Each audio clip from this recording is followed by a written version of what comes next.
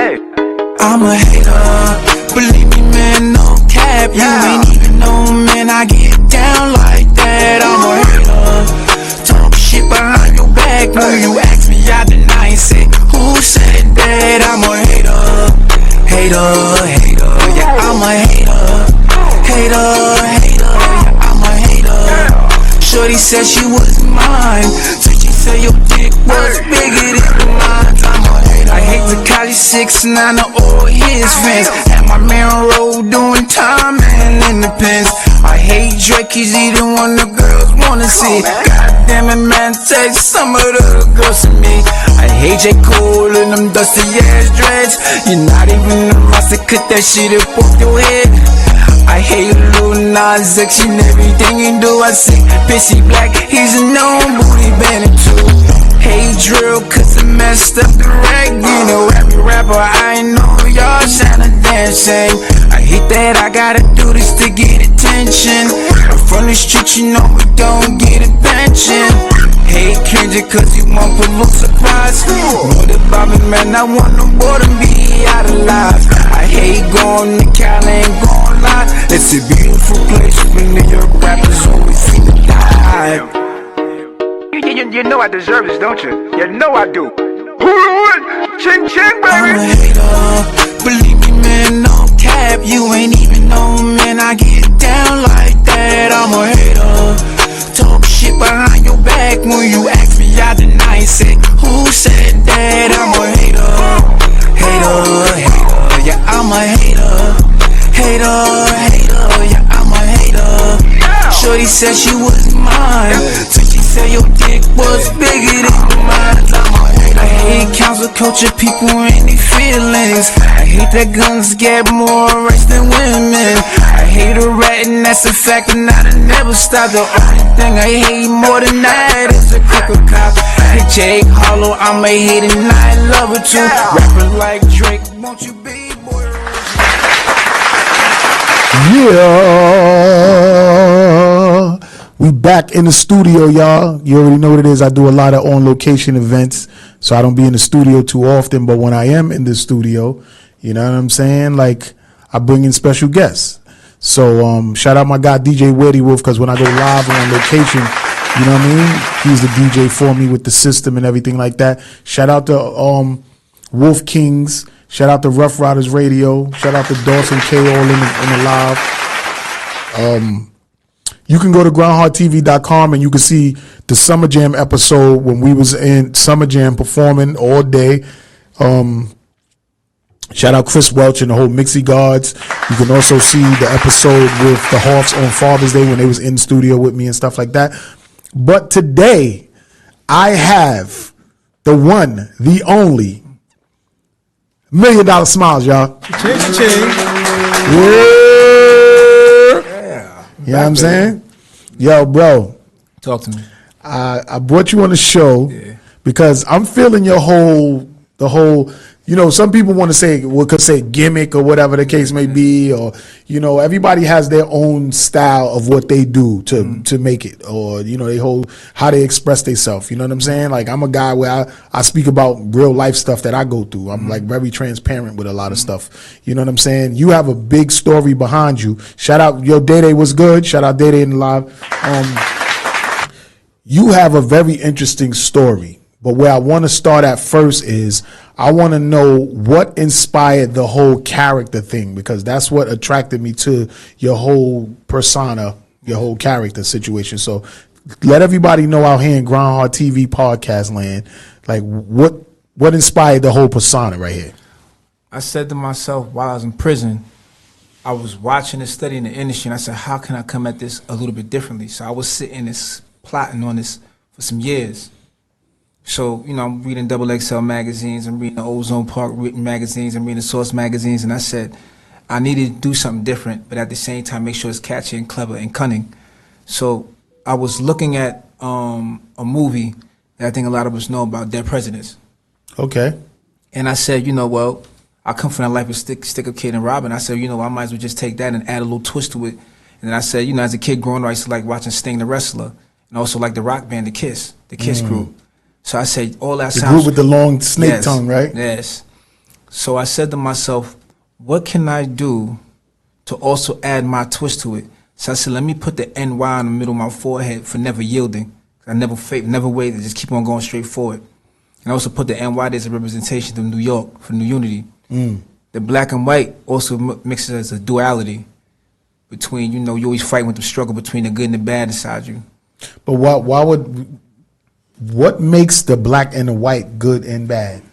Well, people have a misconceived that white is good. But I was told by a nutritionist that everything white is bad, like mayonnaise, like butter, like all of that stuff that's white or has a light color is not good for your body. Well, we know black people is melanin in our skin, right? And that's in the universe, right? So black is a powerful thing. Is a shade, right? And you know what I'm saying? The void is powerful, right? So that's why the black is a representation of the color of my face. Because also African, African war paint is also tribal, right? So you did some real research on that. Absolutely, big brother. So clearly, you said you had your bachelor's and your associates, right? Yeah. Well, you get your associates first, and then it's the bachelor's. I got my GED too. All that in prison. Okay, so there we go. That's what I wanted to get to. So you was in prison for a very long time. Yes, brother. Yes, all right. Now, you said you did 16 joints? 16 and a half. 16 and a half. I got let out a little bit early because of the college credits. Oh, they said so. Yo, he's focusing on. Yeah. So if you didn't do the college stuff, I've been doing my whole time. I've been doing what's a lot that? more. That'd have been another 2 more years. So I've been like 18 years. Oh, you got 18. Wow. Yeah. A lot of people know I was locked up for conspiracy and murder of New York City police officer. Oh, okay. So that's what your case was about? Yeah. Was that was something that was on the news and stuff? It was on New York One. It was on everything. I was on the front page and everything. Me and my co-defendant. So was it a situation that you got locked up because your co-defendant ratted on you, or how did that go? Well, I mean, I would say that we can call it how we call it. You know what I'm saying? When a person is in a situation, in a bind, and they find themselves, they can't take the pressure, they have to do certain things to get themselves out of it. Sometimes, yeah, but that's usually a nigga snitching. Yeah. Sometimes. That's what that sounds like to me. Yeah. There's no ways around it. I mean, it is what it is. You call it how you call it. So you did 16 and a half years. Like, how you feel about that? How you deal with that? Because you on the limelight now, like you doing your thing. So I'm sure that dude is he's gonna surface again if you don't already have seen him. Y'all seen him and everything when I first came on and everything. You know what I'm saying? So you did 16 and a half, and how much he did? He did only like 6. So you got a whole extra 10 joints on that shit. Yeah. Fuck. Yeah, I mean, when you look at the particulars of the situation. So he snitched and still got 6 years?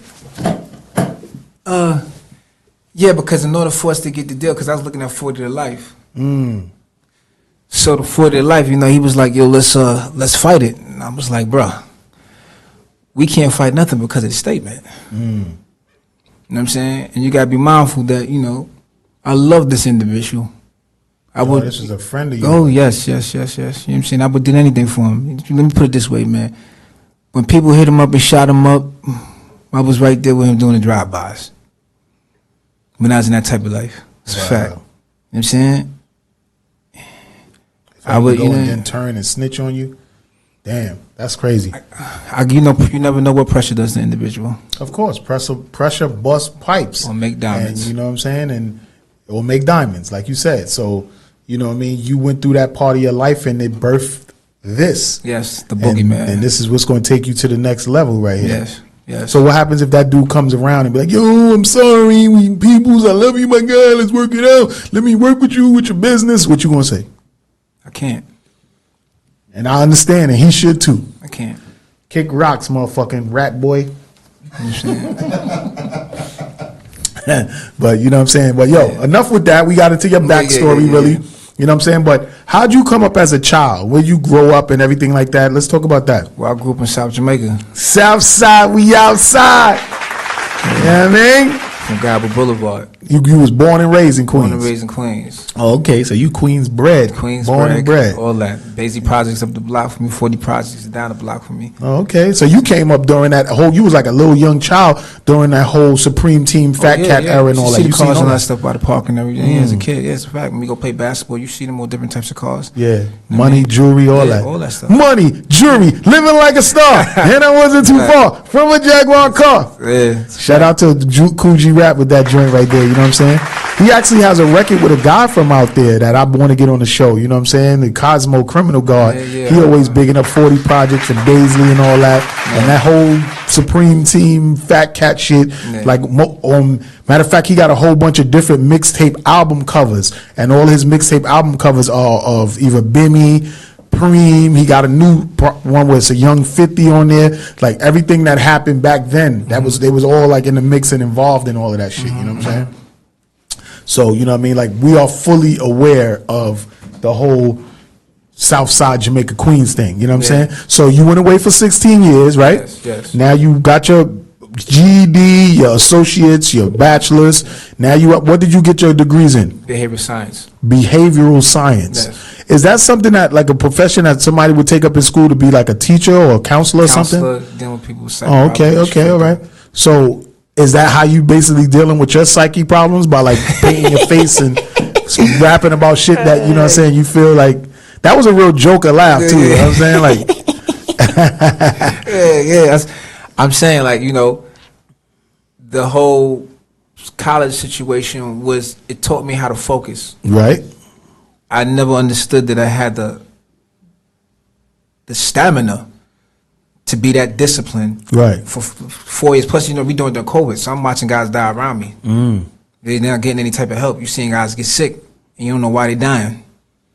And you know what I'm saying? That's crazy that you're already in prison and you dying again. Because you already, you know, you like... Yeah, it's like you a dead person. Like when you go away to jail, if you don't have a strong mental, like you finessed it, like you got your schooling and everything like that. I guess when the police send a motherfucker down to sit down for a while, you start gaining your senses and you start realizing, like, you know what, all that reckless dumb shit I was doing out there, I just miss going to the store. Yes. Like people don't understand how important it is just to walk to the damn store. Yes. When your peoples or your wife or your moms, whoever, tell you, yo, go to the store and get some bread or some eggs, you're like, oh, I don't feel like going to the. When you go to jail, you miss some of the minuscule things that you wish you could still do. Because I know, see me, I was a type of criminal back in the days where if they caught me, they may have not caught me red-handed. They may have not caught the murder weapon or whatever the case may be. Excuse my language. I don't want to say murder weapon. Let's not talk about that. But they may have not got the weapon or whatever the case may be. But I'm not taking it to trial. Yes. I'm a nigga that's pleading guilty. Yes. Give me the best deal you could get where I don't have to sacrifice anybody. I don't have to tell nothing. Because, you know, when you get locked up, you know this, when you get locked up for a gun, the first thing the detectives do is they bring you upstairs and they want to talk. That's the first thing they want to talk about. Like, where you got this from? And what can you tell me to help me out? Yes. You know what I mean? Because unless somebody tell on themselves, somebody's telling on you, or there's blatant major evidence that they have. And that's nowadays they got the whole forensic and the camera situation, so you really can't really get away from nothing. But cops don't really be knowing shit unless somebody tells, or you practically give yourself up, or you get caught with the forensic and the cameras and stuff like that. So me, back then when I was a wild young gunner in the streets and stuff like that, there wasn't a camera era. It wasn't the eye watching you era. So you know, we got away with a lot of stuff. So for me to get away from having to do an asshole full of time like a lot of my friends, whenever the police bag me for something, they may have not caught me for it, but I know I did this shit. I'm getting the best deal I could get. Because back then, back then they gave away a lot of 6 months, 5 years probation. They gave away a lot of bullets for a gun. You do 8 months on Rikers Island, you know what I'm saying? And I was 8 months in them and 6 months and 5 years probation like a motherfucker. And I ain't have to never do more than 2 years in jail. So out of my whole career, criminal career, I should say, I never had to do more than 2 years. And I always was on Rikers Island, or I was locked up in the Queen's house, or one time me and my brother did a show and we got locked up in Connecticut at HCC. But that was just some bullshit. But you know what I mean? Like those are the only times that I was locked up where I pled guilty to shit. Like I'm not taking it to trial. Like I know what evidence is against me. No way. And then the nigga caught me with a gun, why am I taking that to trial? I don't have no gun license. So what am I trying to do? Like I know I was wrongfully carrying that hammer, like, and this is like a second or third offense. Nah, give me that bullet. Give me that bullet. I'll take that. But see, nowadays it's different. Like they giving motherfuckers 3.5. You know what I mean? So you definitely going up north now. So this is the reason why I really never had to go up north, because I always pled guilty to a bullet or 6 months, 5 years probation. Got something ran concurrent, and then I had time on the back end from that other charge, and I wound up getting out early. You know what I'm saying? So I never had to compromise anybody and snitch or nothing like that. I never had to do that because I was always, yo, give me the best deal. I'll take that 6 months with some probation. And when I was out on the street, it already clicked to me. You stay in school, you keep a job, and the POs don't fuck with you. And I knew that because, you know, I'm not, this is, you know, statute of limitation and all that shit is over. I used to go in the PO office with the blicky. Like, they would never search me because I was such a good person. I had a job. I was in school. So they didn't search me. Just come with the questionnaire. And I was like, yay. You feel me? Absolutely. But it was a lot of my friends that didn't think like that. And some of my dudes always come up to me and they be like, yo, Will, you always got a job. Yo, exactly. Because that's what they want to see. I always had some probation or something when I was young. So I had to keep a job because, for one, I like to get money, aside from me hustling my little weed or whatever. You know, I never was really a crack dealer. I tried it for a little while, but I seen what it was doing to a lot of my friends' mothers and stuff. And it was older ladies that I respected, that I seen them doing shit in the alley for little crack, and old guard body niggas that I looked up to that was coming to me asking me for, yo, could you hit me? I ain't liked what that was doing to my peoples. So my crack dealing days was very short. Got you. Very short. I wasn't into the crack dealing. But robbery and guns, Yeah, it's a whole different life. that was a whole different ball game for me. I was that guy. But once when I was like 19 years old, I got stabbed up. And I talk about this all the time. That put a whole nother perspective in my life too. You know what I'm saying? And then I had a kid that I thought was mine at the time.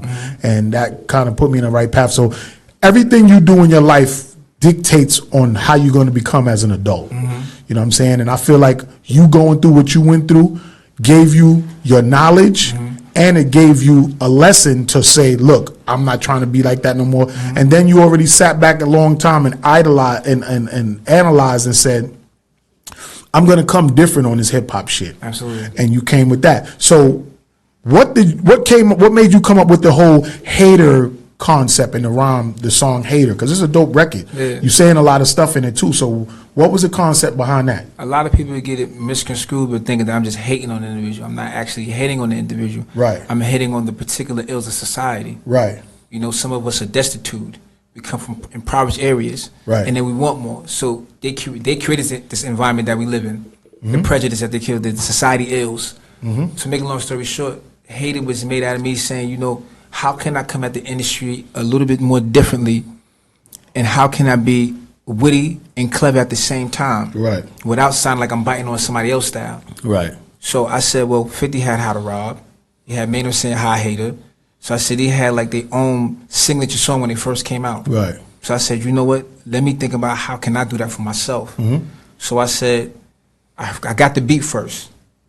And then when I found the beat on the kiosk in prison. So a lot of people don't know what the kiosk is. The kiosk is where you go listen to people beats, or you get emails from your family so you can upload your tablet. Oh, they got all of that in jail? Yeah, this is a new project. They just started doing probably the last 2 to 3 years now. See, I don't know. I never had to go up north. So there was a cat by the name of Low Key, the producer. While I was incarcerated, I had told my wife, listen, I need to get to this producer. I need this beat. I had got my stimulus check. In jail? In jail, you got the stimulus check. Oh, they giving out stimuluses in jail too? Yeah, they was giving out the stimulus in jail. Get the fuck out of here. So I took my stimulus money. You know, y'all could call up and talk to $1 Million Smiles, 516-540-1648. Call up. So I took my stimulus money. I told my wife to get in contact with Low Key, the producer. He didn't pick up because he seen my wife. You know, he took a look at her Instagram and said she's not into music. So I did get my little homie Blaze 2G Blaze. Right. Shout out to 2G Blaze. Lil bro had did it for me and he contacted him. So Low Key was like, yo, I'm selling this beat or outright. So I was like, listen, I'll give you my whole stimulus check for that. I said, I'm in prison right now. I heard that beat. I need that beat. I know I'm going to do something special with this beat. He said, where you call me from? I said, I'm calling you from Sing Sing Correction Facility. And that, mind you, you're not supposed to be doing three-way calls in prison. I took that calculated risk. I was willing to do it because I seen there was something about the song that could set me apart from everybody else in the pack. Right. So he gave me the beat. I sent the stimulus money to him. So I used that same stimulus money I could have used to go buy me some commissary, to go buy me some, like, I'm not into no drug paraphernalia and that stuff. So you were just going to get basically some cheeses and beef jerkies and shit, Jack Mac and shit? That's it. So I sent him the money. And then the first day home, I went to the masjid. After the masjid, I went straight to my man's Drop studio, Hall of Fame Drop. And I laid down I'm a Hater in his studio. In jail? No, when I got out. Oh. So you talking about Hall of Fame Studios in Queens? Yeah, then my man Drop was the one I was running. Teardrops? Yeah, Teardrops. Yeah. Shout out my guy, Teardrops. So, you know, me and son lived in Palmerton together. Yeah, that's my guy. That's my fucking guy. So Teardrops is like, Smiley, you got it with this song. Let's make sure it comes out perfect, come out right, because it's been a minute since you've been in the studio. Right, I just only been out a couple, like, literally, like, we left from, my wife took me down there to the studio out in Queens, and I went to the studio, and I laid the track down. Right. You know what I'm saying? But mind you, I'm going to let y'all know something that I had two opportunities to come up the bat. Shout out to RPX that's in the building right now, tuned in, watching you real quick. So it's a spot that you probably going to be on next. While I was in Sing Sing, there's a program called RTA in Carnegie Hall. Right. RTA assisted me on learning how to act. So I want to be able to take some of those tools I had and add it into my character. Right. So if I do a video, I want to make sure I have as many answers as I have because I want to sell fun and entertainment. Right. And don't get me wrong, I also want to sell a little bit of that dark side to add that boogeyman situation, so there's a duality between the two. Right. So you got the good and the bad. So to make a long story short, after after we laid the track down, we put the track out, and then first opportunity to go to the club and lay it down. I didn't even know what people's reaction was going to be, right? Because I'm calling myself a hater. So, but hater is such a popular term in hip hop culture. Like everything is a hater. Yeah. I'm a hater. Nowadays, you know, it's a new word that's coming up. Weird. Maybe you should make some song about weird being weird, because everybody like, oh, it's weird, and then you could probably use a sample from what's the nigga name, the Coca-Cola guy. He'd be like, why you being weird to me? What's the nigga from Fast and Furious, the bald head guy? Vin Diesel? Nah, the bald head black guy. That was Tyrese. Why you being weird to me? You should do something called weird, because that's a big phrase right now in the culture.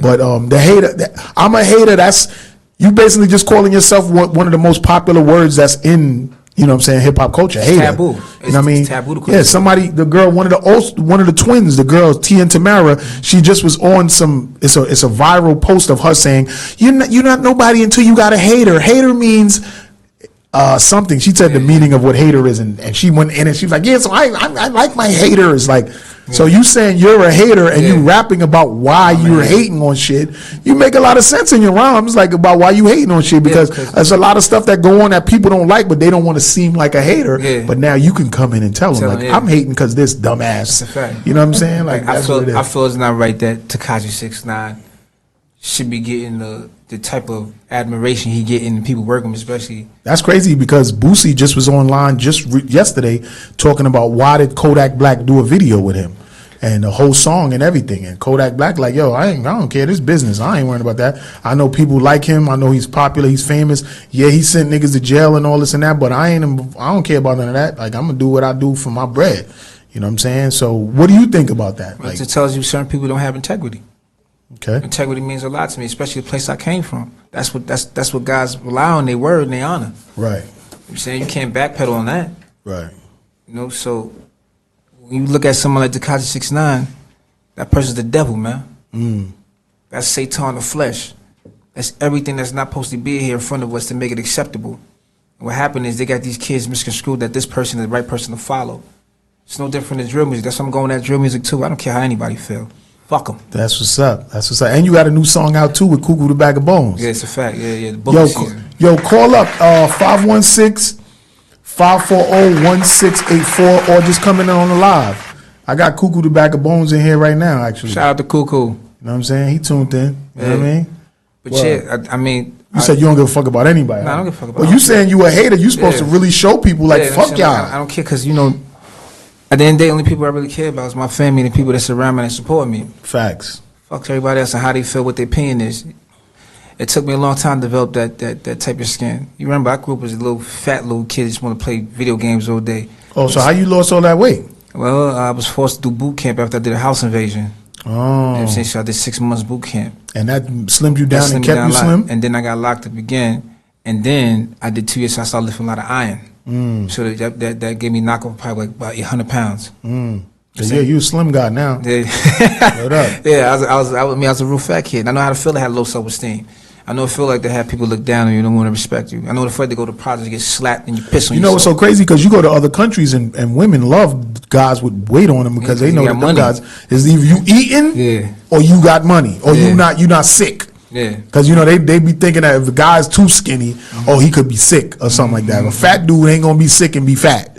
You can't be broke if you fat because you eating. Fact. You know what I'm saying? Fact. So big dudes gotta understand like being big, some women understand like, yo, that big nigga, he got money. Or you know what I mean, like he ain't sick because he wouldn't be, you know what I mean? Yeah, it's fact. It's a lot of stuff that people look at big guys about. Like when dudes look at thick girls too. Like it's a whole lot of things that you could think about with thick women as well. But you know what I'm saying? Like, yo, I'm just happy to have you here. You know what I'm saying? $1 million smiles. Like I've been watching you for a while, doing your thing. We've been interacting. We rep Queens really hard.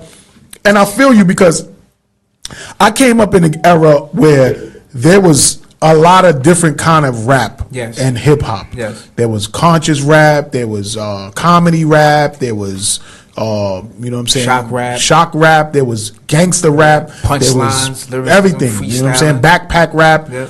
So and you don't see that anymore. All you see now is drill. Yes. You know what I'm saying? Everything now is drill. It's the younger culture. I get it. I understand because when I was younger, my mom was like, "Oh, you ain't supposed to be doing that." Because I remember I was supposed to went to Fresh Fest. You know what I mean? Eric B rented a bus for all of the kids in East Elmhurst to go to Fresh Fest. That's cool. You know what I'm saying? And I was like, "Yo, I'm ready. I'm going." And I was like 12 or 13, and my mom was like, "You ain't going by yourself. You ain't going."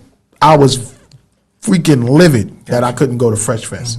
That was with Houdini, Run DMC, you know what I'm saying? Like, it was lit. That's when Jermaine Dupri was the little kid out there dancing with Houdini. Yo, man, I had the opportunity to go there from living in East Elmhurst with Eric B. And, you know what I mean? Like, absolutely.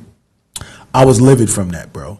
But, you know what I mean? Like, that didn't stop me, and I still kept grinding. I kept doing my thing, and, you know what I mean? I'm still here now, producing and creating and leaving legacy, you know what I'm saying, through the hip hop culture and shit like that. But I remember when there was guys like yourself that had whole, I don't want to keep saying it's a gimmick, but it's just your own style. It's your own style. You original with your thing. They said it was some guy out now that's doing it too. Yeah, Velcro. But I've been drawing the character before Velcro even started it. But nothing against him and what he doing. Right. We're not hating on a guy, nothing like that. Well, you are a hater. But I do want his success though. I'm hating on that because I feel like I know I should be there too. It ain't right then everybody look down on me and I'll smell.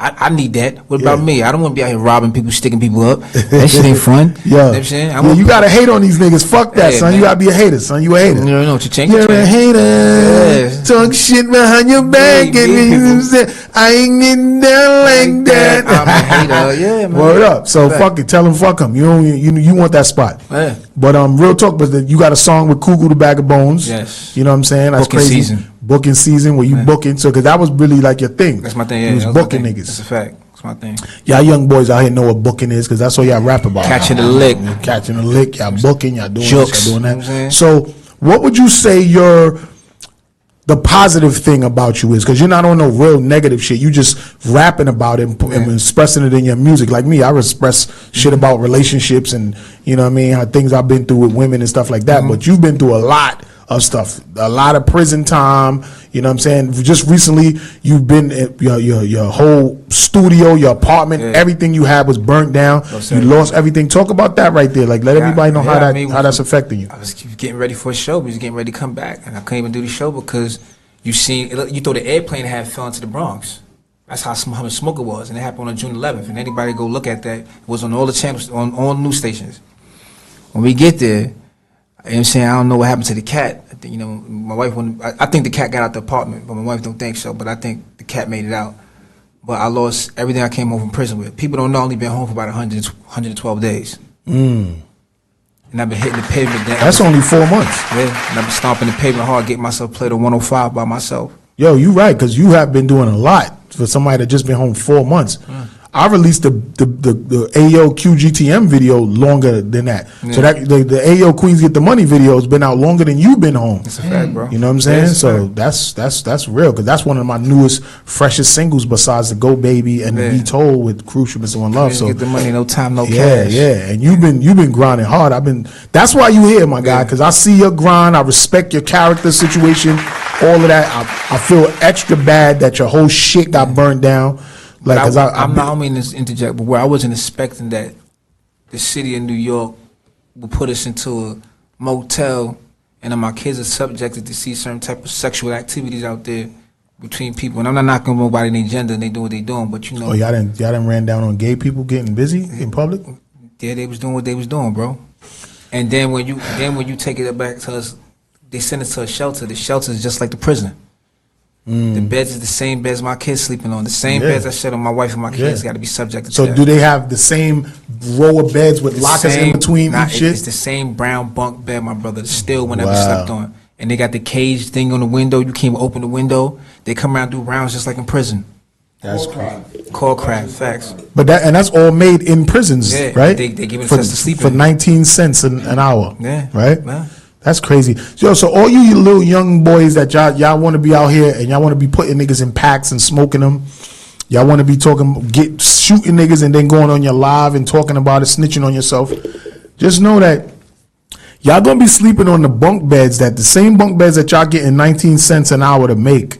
Y'all gonna be sleeping on them shits, and you got to think about that. And that's what I thought about early too, man, because after I went to Rikers Island for the first 2 times and I started seeing the same graffiti tag names on the wall, and I said to myself, I said, damn, why the fuck am I back here seeing the same graffiti on the wall? Like that shit, like why am I seeing this again?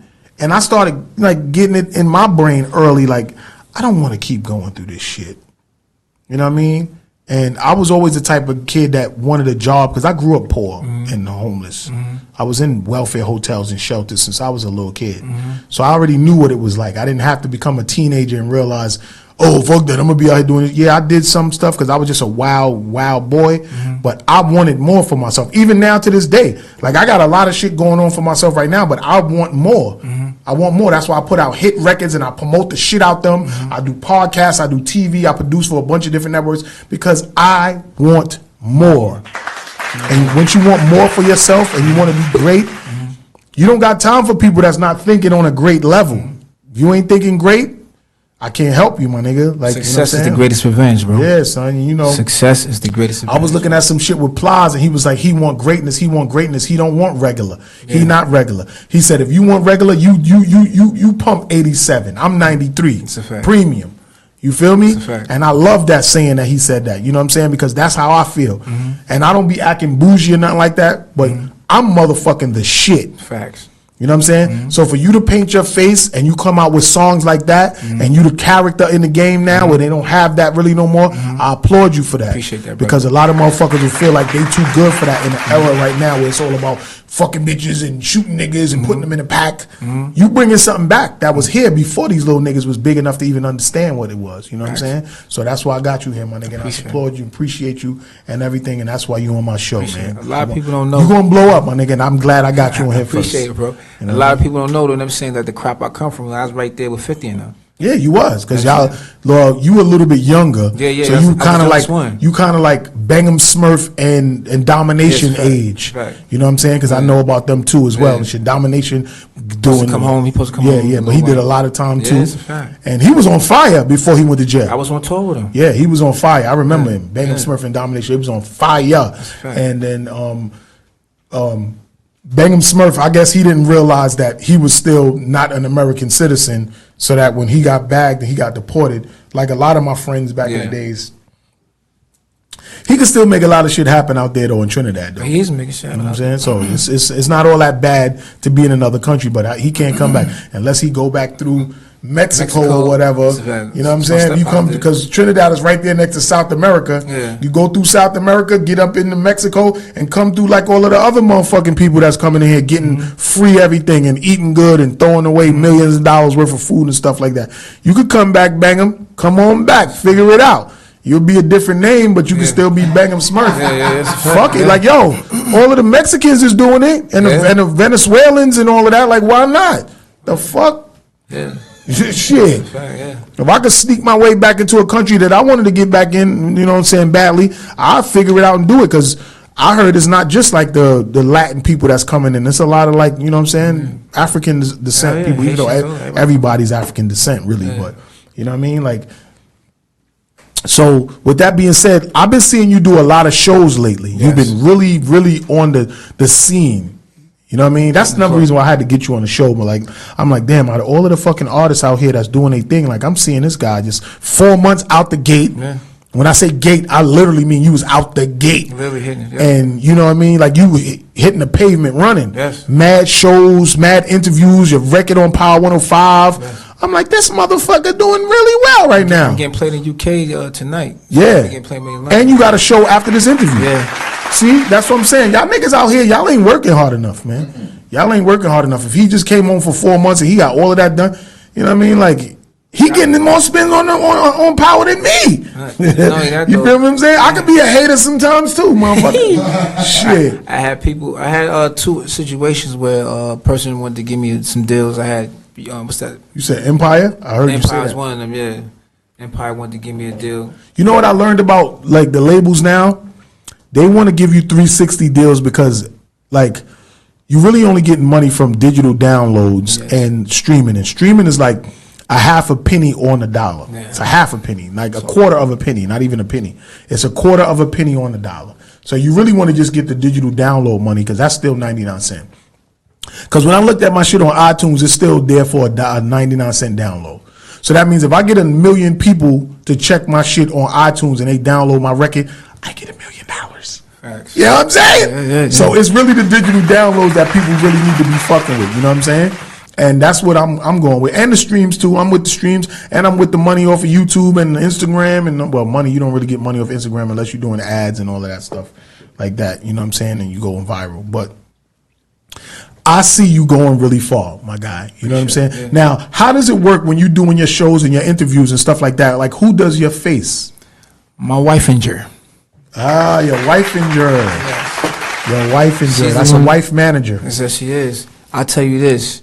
If she hadn't put that paint on my face, I think this wouldn't even happen, bro. So hold up. So it was her idea, or you? It was my idea, but she knew how to paint. Yeah, because I ain't know how to paint no makeup on my face. So how the fuck did the guy from jail draw your face like that, or he drew it first and then she painted it the way to paint? Oh, okay. Damn, yo, that's dope how your wife is there, like, handling everything for you, man. She's, and you know that's good because you get, like, his wife is in the building, y'all. Y'all may not see her, but she's here. I got her.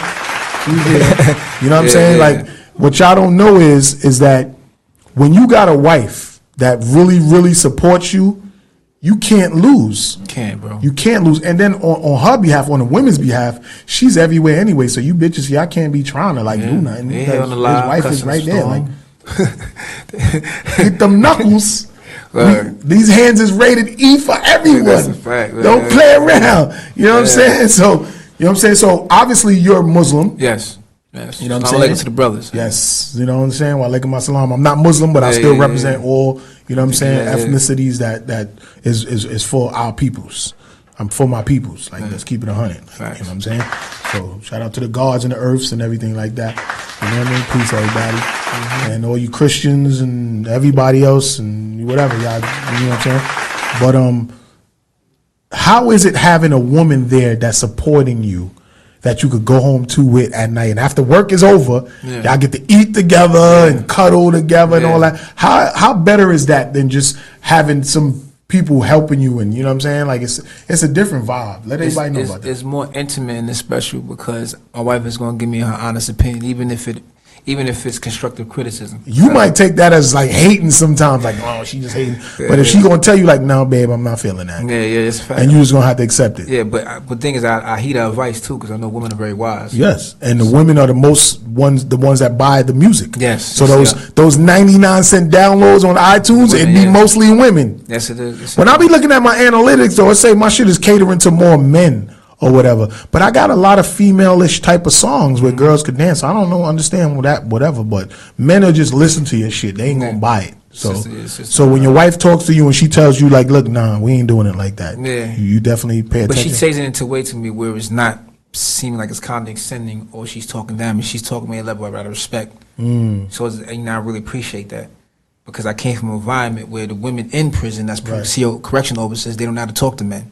Oh yeah, they know how. They know how to talk to the ones that's boinking them. Yeah, you know what I'm saying? But the ones, but the ones that ain't boinking them, they want to be that in that control. They were like, "Fuck that, get in your cell, nigga. You ain't getting nothing tonight." I'm gonna tell you this. Me and my wife had a business while we were in prison. I was selling sneakers called Grindhardtvpodcast Republic. Oh yeah? Yeah, we selling kicks and sneakers. We selling kicks and wow. So y'all was mad smart. So how long have you and your wife been together throughout your incarceration? I met my wife when I was about 16 and she was 13. Okay. Yeah. So y'all like childhood sweethearts. It was cool, but me and her brother was tight. Oh, okay. So I never tried to, So your wife held you down like your whole bit? I was reaching out to her brother and yo, what's up with your sister? And he's like, oh no, man, you know, she don't be fucking with nobody like that, man. You know right. I said, all right, man, let me get a number, man. So I called her. I said, yo, what's up, Shay? It's Smiley. So the next time I called, she picked up the phone. So like, what's up? We started chopping it up. But I didn't know that, you know what I'm saying, that the way I used to treat her back in the days had an effect. Oh, see, we never know like how we being an asshole really do to somebody. You know what I'm saying? Till they tell you. Yeah, so what? Go ahead, finish your story. So she was like, I remember when you used to be hopping out that C300 Chrysler. I remember seeing you when you was coming from work when you had your suit on and everything, and you looked very clean from everybody else. That's why you got a little shot. That's what's up. And now she's your wife. Yeah, she's the wife in Jersey. So she held you down the whole big. Yeah, she did. Wow, son. Hand clap for that. Get some more hand claps for that shit. Man. You know what I'm saying? Because you ain't never going, you know what I'm saying, find a person that's going to really hold you down through thick and thin.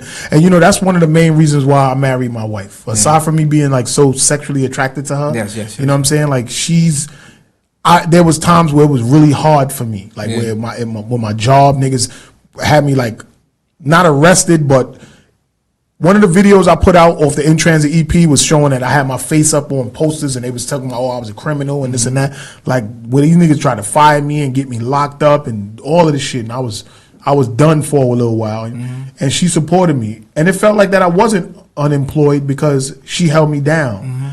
And when my other son mother got me arrested, you know what I'm saying, on some spiteful, I want to get a big apartment type shit, fuck this nigga shit. You know what I'm saying? When I came and walked out the back of the central booking to see the judge for that domestic violence charge, she was sitting right there. And she didn't have to be because I just met her. You know what I mean? So that after 15 years of being with her, I realized, you know what? This woman deserves to be a wife. Fuck the ups and downs and the shit that I don't like about her. The stuff that I do love about her, that matters, and she's supposed to be a wife. She's not supposed to be just somebody's girlfriend or baby mother. She deserves it, and that's what made me do it. You know what I'm saying? Because that was my second marriage. My first wife, obviously, she didn't pin the baby on me. That wasn't mine for all these fucking years. So that didn't stop me from saying, you know what, this woman deserves it. And that's a lot of shit I don't like about my wife, but there's a lot of shit she don't like about me. But she deserved to be my wife. You feel me? And that's why we did it. You know what I'm saying? So. With that being said, yo, people, if y'all want to talk about anything, y'all can call up 516-540-1684. Like, I'm taking calls, too. Like, we doing it crazy. We got $1 million smiles in here shit. I'm going to see if somebody going to call up, but we going to go into some music because I want to play the song again that we started the show with. I'm a hater because the video, I'm in it. You know what I'm saying? I'm actually in that shit dancing. He was shooting against the sun, so you really can't see me, but you can see me moving. You can't see my face, but you can see me moving. But I'm in it because that's how much I support you. And you got a new video, a new song too, that we're gonna debut on the show and we're gonna play it. So shout out to the people that's in Cuckoo the Bag of Bones, Sincere for Dolo. You know Sincere for Dolo. He from Jamaica. Yeah, I know Sincere. Yeah, you know what I'm saying? Yo, we're going to go into some music. We're going to be right back with more. Y'all can call up. You feel me? You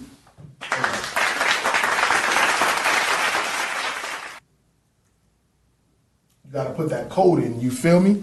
So we're going to go into the Hater record again. We opened the show with it. I'm going to go into it again. And then we're going to go into this new record called Boogeyman. Let's talk a little bit about the record Boogeyman before we go into it after the Hater record. Well, Boogeyman is talking about my incarceration and also talking about how people are laughing at me because they see the makeup on my face, but they don't know I'm going to get the last laugh. Yo, you know what? I know for a fact that people was gonna try to like deter you from doing what you're doing because you coming out here as I'm saying you're the Joker of hip hop. Yeah. So when you did the video and you was on the Joker steps, that was fucking genius. Appreciate it. That was genius that you did that, my nigga. And you got the dance. You call it the corny dance because it definitely looks corny, but it works. You laugh. Yo, son, when your daughter called me, you called me, and your daughter was on my voicemail, and she was singing "Go Baby," and you was like, "Yeah, you like that," and then you said, "Oh, so you like the Go Baby, but you don't like the dance." Yo, you was hating on it, and I was like, "That's a hater." Like, yo, son, it was perfect how you did that shit, son. I fucks with you, my nigga. I'm happy for you. I'm gonna support you any way I can to get you to the next level. Let me tell people something that's real serious. When I told World what happened to me with the fire situation, World stopped what he was doing because he's supposed to be at an interview dealing with some people. That was very important. He met me in downtown Brooklyn, no question asked. He gave me that and said, "Here, my brother, take this," and he gave me money. Out of all the people I know, no one has done that for me. Yeah. Nobody. So whenever World say, "Smiley, I want you to pop out this show. Smiley, I need you to be at this interview," I'm there, my brother. That's a fact. No doubt, my guy. Yeah, you know, yeah. See, my shit is genuine, son. When I say I fucks with you, I fucks with you. If I don't fuck with you, you won't see me. Yeah. I won't pull up to your events. I won't be around you. And if I am around you due to the circumstances, I'm going to show you that I'm not fucking with you like that. Yeah. Like, this is what it is. Like, I don't give a fuck. Like, it may not be no beef to where we going to scrap when we see each other, but I'm not going to act like we cool when I know we not. If you and I know we not cool, I'm not going to pretend like we cool. You know what I'm saying? So with that being said, I'm a hater too. Fuck it. Yes, I'm going to say that. Cha-ching, cha-ching. You know what I'm saying? So with that being said, we're going to go into some music. We're going to go into the Hater record, and then I'm going to probably throw in one of my records, and then we're going to go into the new exclusive Boogeyman record. We're going to be back with more. It's your boy, World-Orama, Grindhardtvpodcast. Smiley. Hood. Cha-ching, cha-ching. Jackpot. Grindhard.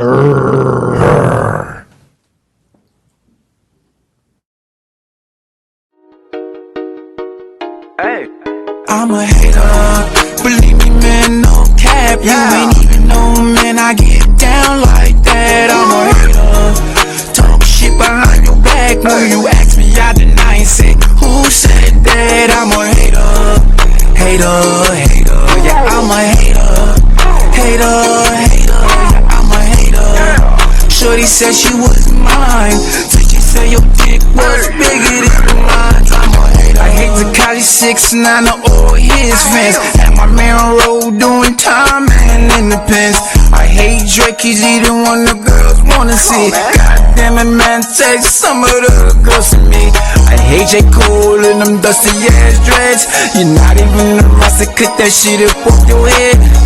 I hate Lil Nas X and everything you do. I see Pissy Black, he's a known booty bandit too. Hey drill, cause I messed up the rag. You know every rapper I know, y'all sound a damn shame. I hate that I gotta do this to get attention. From the street you know we don't get a pension. Hey Kendrick, cause you want a little surprise. What about me, man, I want no more to be out of life. I hate going to Cali and going live. It's a beautiful place when New York rappers always seem to die. You know I deserve this, don't you? You know I do. Ching ching, I'm a baby. hater, believe me, man, no cap. You ain't even know, man, I get down like that. I'm a hater, talk shit behind your back. When you ask me, I deny and say, who said that? I'm a hater, yeah, I'm a hater, yeah, I'm a hater. Shorty said she was mine, so she said your dick was bigger than mine. I hate council culture, people and their feelings. I hate that guns get more rights than women. I hate a rat and that's a fact, and I never stop. The only thing I hate more than that is a crooked cop. I hate Jake Harlow, I'm a hater and I love it too. Rapping like Drake, won't you be boy original?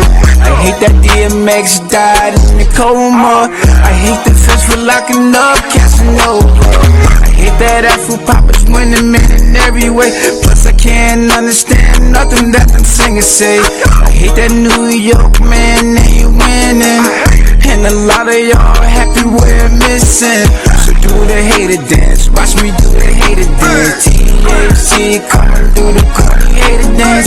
So do the hater dance, watch me do the hater dance. THC coming through the corny hater dance. Believe me, man, no cap, you ain't even know, man. I get down like that, I'm a hater. Talk shit behind your back when you ask me, I deny and say, who said that? I'm a hater. Hater, hater, yeah, I'm a hater. Hater, hater, yeah, I'm a hater. Shorty said she was mine, so she said your dick was bigger than mine. I'm a hater.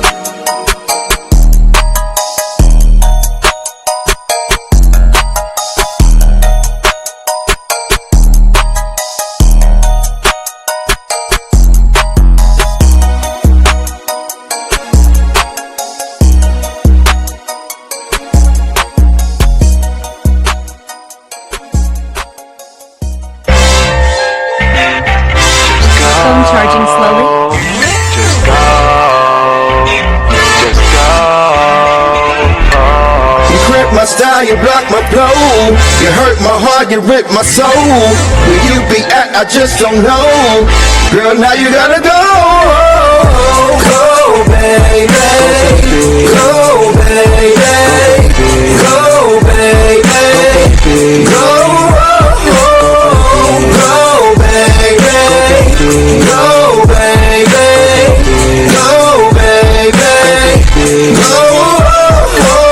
You cramp my style, you block my flow. But when you hang out with your girls, you don't let me know. Not trying to say your ass is fast, but you might be, yo. Telling me it's a hard task, but you ask for dough. Whoa, not happen, you love me, my stop capping. You want me to stop rapping, support me is what you lacking. You're hating, I'm not jacking. You playing, I'm all facts. When I tell you to get your shit, my split, and get the packing, cuz you cramp my style, you block my flow. You hurt my heart, you rip my soul. Where you be at, I just don't know. Girl, now you gotta go. Go, baby. Go, baby. Go, baby. Go, go, baby. Go, baby. Go, baby. Go. I don't understand why this girl be trying to play me. This love shit is kinda scary, cause it kinda drive me crazy. All I do is try to love you, but you mentally betray me. Raised the boy into a man and he wasn't even my baby. Shit, you want some stitch, you take my kindness for weakness. Because my pocket's the deepest, you was lying to me with sweetness. But your sour love got me smoking sour bud, and I want you out in the hour. Bitch, relationship is a dub. You cramp my style, you block my flow. You hurt my heart, you rip my soul. Where you be at, I just don't know. Girl, now you gotta go. Go, baby. Go, baby. Go, baby. Go, go, baby. Go, baby. Go, baby. Go.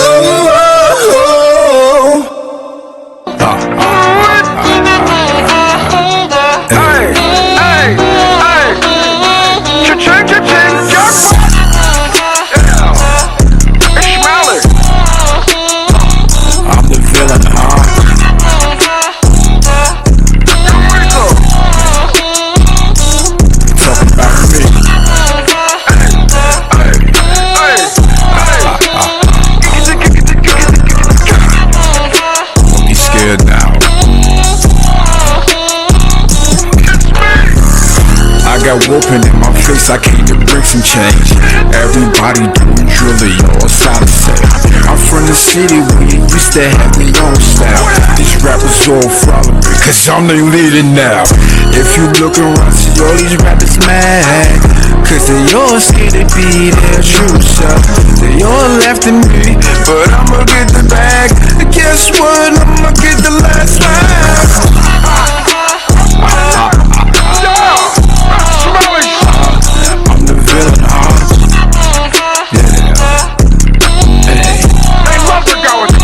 I be the bad guy.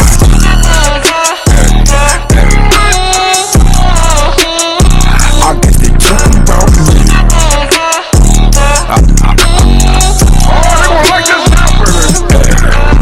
I am the madman that live up in God.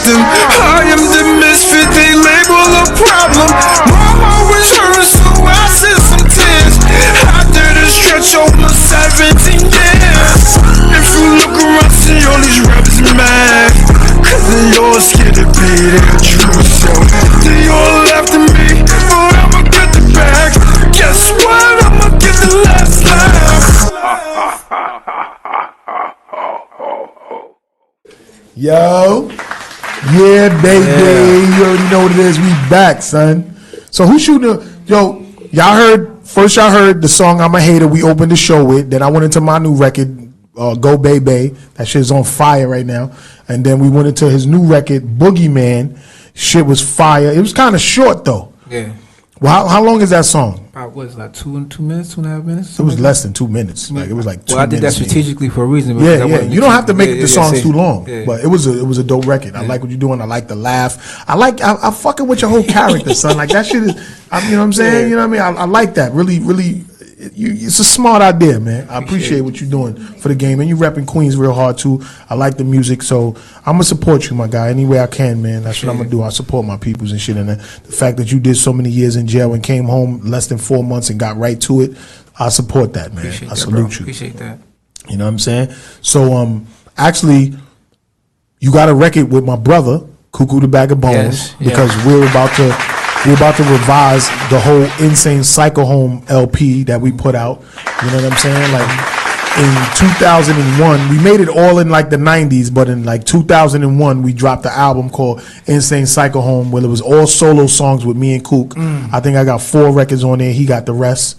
And he's, we gonna start like shooting videos for that stuff, and we gonna start putting it out, and celebrating the fact that we put that shit out there and we didn't really promote it, because at the time we was going out separate ways and stuff like that, and we wasn't really seeing eye to eye about stuff, and we was solo artists. And I kind of think that was probably one of the reasons why most of the songs on there is just solo songs of us. I got you. You know what I'm saying? We was doing our own thing, and we still was working together, because that's my brother, you know what I mean?